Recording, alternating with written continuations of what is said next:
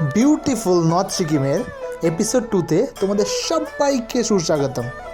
এই এপিসোড 2তে তোমরা জানতে পারবে নর্থ সিকিমের সুন্দর সুন্দর জায়গার ব্যাপারে। তাহলে চলো বন্ধুরা, দেরি না করে এপিসোড 2 শুরুই করা যাক। আমরা তো এখন তিস্তা ব্রিজ পার করে দিয়েছি, যেটা তিস্তা বাজারের পরেই পড়ে। তিস্তা ব্রিজ পার করে এখন আসবে মাল্লির পরে আসবে তারখোলা, তারপরে আসবে রংপুর চেকপোস্ট। আমরা সিকিম এন্টার করার পর রংপুর হয়ে আমরা সিধা চলে যাব প্রথমে সিংতাম, তারপরে সিংতাম হয়ে সিংতার বাজারের মধ্যে দিয়ে যে রাস্তাটা রয়েছে সেটা দিয়ে প্রথমে আমাদের পৌঁছতে হবে মাঙ্গান পৌঁছানোর প্রথম উদ্দেশ্য হলো আমাদের কালেক্ট করতে হবে মাঙ্গান থেকে পাস নেওয়ার পরে সেখানে আবার ফিউলিংয়ের ব্যাপার আছে। একটা ফিউলিংয়ের লাইন প্রচণ্ড হয়, কেন কি ওটাই লাস্ট ফিউলিং স্টেশন।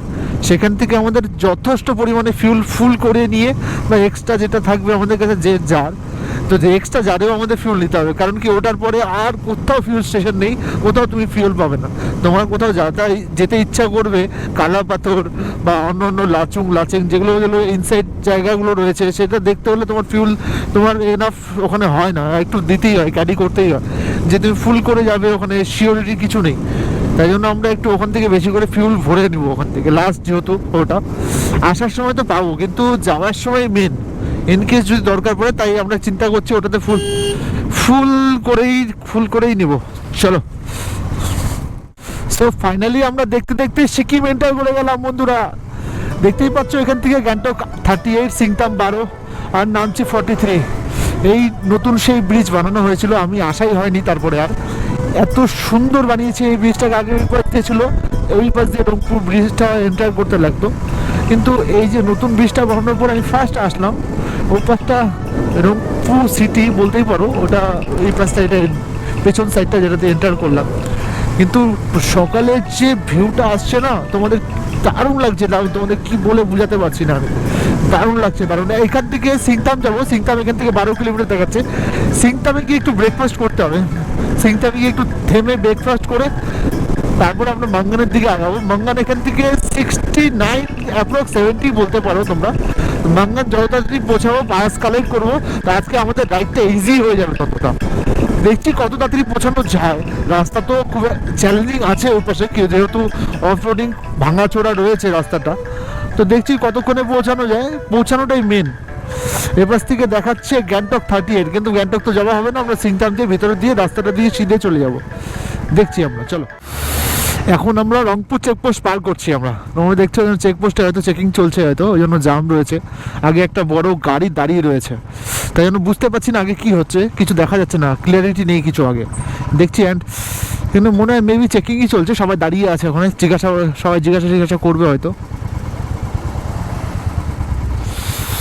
ও আচ্ছা, স্পেস ক্লিয়ার নেই হতো, ওই জন্য আটকে রেখেছে।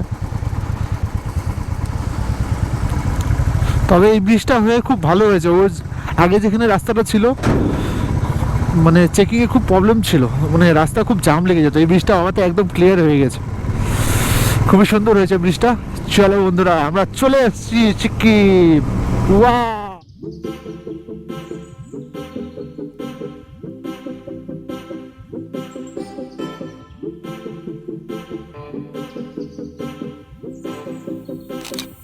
সকাল প্রায় 9টার সময় আমরা সিংতাম বাজারের উপরে চলে এসেছি। প্রায় এখান থেকে 50 মাঙ্গান পড়বে। তো আমরা এক জায়গায় দাঁড়ালাম, সকালে ব্রেকফাস্ট কিছু করিনি, এই যে দাঁড়িয়ে আছি, বন্ধ রয়েছে।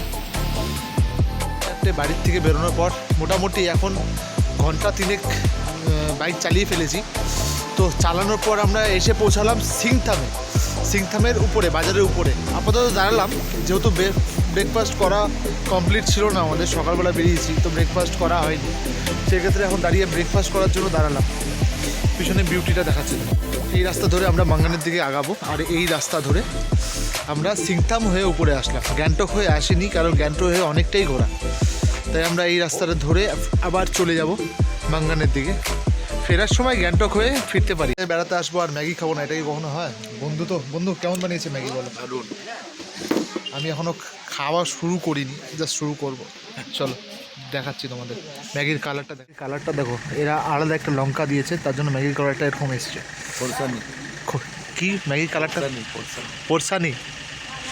ওটা দিয়েছে বলে ম্যাগির কালারটা এরকম হয়েছে, খুব সুন্দর লাগছে খেতে। চলো, আমরা একটা জায়গায় এখন দাঁড়িয়ে পড়েছি, কেন কি সামনে একের পর এক গাড়ি এসেই যাচ্ছে, আর সামনে জায়গাটা রয়েছে প্রচণ্ড খাড়া, অনেক খাড়া। কিন্তু আমাকে দাঁড়িয়ে একটু দেখে নিচ্ছি জায়গাটা উঠানো যাবে কি না। আমি এখন ট্রাই করব, জায়গাটা প্রচণ্ড খাড়া, এক গিয়ারে উঠাতে হবে। আর গাড়ি, আমার যে বাইকটি রয়েছে সেটা হচ্ছে প্রচণ্ড লাগেজে ভর্তি, তো সেক্ষেত্রে রিস্ক নেওয়া যাবে না, জায়গাটা ভেজাও রয়েছে। তো এই জন্য গাড়িগুলোকে যেতে দিচ্ছি আপাতত। একদম মানে সামনে থেকে বোঝা যাবে, ভিডিওতে হয়তো বোঝা যাচ্ছে না, ক্লিয়ারিটি অতটা নেই।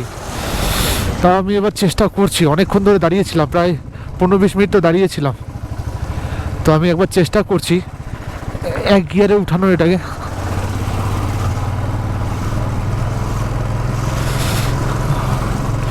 রাস্তাটা দূর থেকে উঁচুই মনে হচ্ছিল, রাস্তাটা খারাপও রয়েছে, ওই জন্য আমি দাঁড়িয়ে পড়েছিলাম ওখানে। না ঠিক আছে, উঠে গেছি, কোনো অসুবিধা নেই, চল চল চল চল, উঠে গেছি, অসুবিধা নেই সেরকম।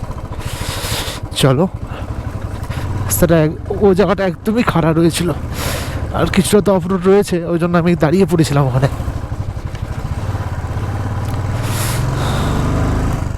সিংথাম দিয়ে আমরা যে রাস্তাটা নিয়েছিলাম, সিংথাম বাজারের মাঝখান দিয়ে, তো সেখান থেকে প্রায় মোটামুটি আধা ঘন্টার একটু বেশি হলো আমরা উপরে চলে এসেছি। তো আসার পরে একটা জায়গা রয়েছে এখানে মাখা বলে, তো সেই জায়গাটা আপাতত আমরা পৌঁছচ্ছি। মাখা মাখা এখান থেকে আমরা যেখানে এখন যাচ্ছি যে রাস্তা দিয়ে, সেখান থেকে 2 কিলোমিটার দেখাচ্ছে, মানে মাখা থেকে মাঙ্গান আবার 30 কিলোমিটার। তো তোমরা যদি নর্থ সিকিম প্ল্যান করো, তোমরা একদম চলে আসতে পারো, কোনো অসুবিধাই নেই। রাস্তা একদম সুন্দর রয়েছে, খানিকটা জায়গায় একটু একটু অফরোড, কিন্তু রাস্তা খুবই ভালো। আপাতত রাস্তা ভালো পেয়েছি, দেখছি আগে কি হবে, মাখাটা পার করি তাহলে বোঝা যাবে। মাঙ্গান পর্যন্ত বাইকটা চালালে আপাতত রাস্তার একটা আইডিয়া করা যাবে কেমন হচ্ছে। চলো আপাতত দেখে দিচ্ছি, মাখাটা তো ক্রস করছি আপাতত।